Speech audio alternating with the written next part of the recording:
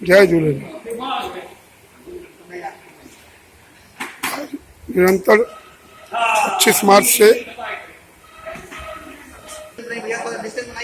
ये यहाँ झूलेलाल मंदिर भंडार चौक पर निरंतर यह सेवा चालू है 25 मार्च से। इसमें नेशनल सिंधी वेलफेयर के सारे कर्मी सब लगे हुए हैं।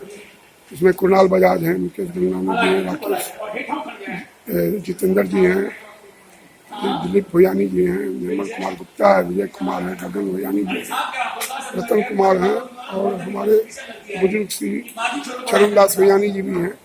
यह खाना निरंतर गरीबों के लिए, जरूरतमंदों के लिए सिंधी समाज द्वारा सहयोग से बनाया जाता है।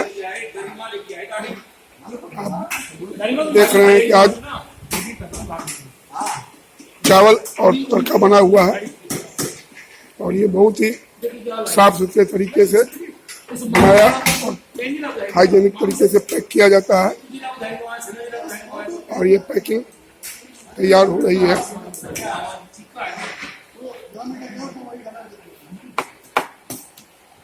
इसमें राजेश मृगवानी जी भी हैं, लगे हुए हैं और कुछ लोग सदस्य हैं जो बाजार गए हुए हैं। कुछ लोग विंडा भोजन वितरण करने गए हैं क्योंकि लखमानी मयंक सिंह उधर गए हुए हैं खाना भोजन वितरण में।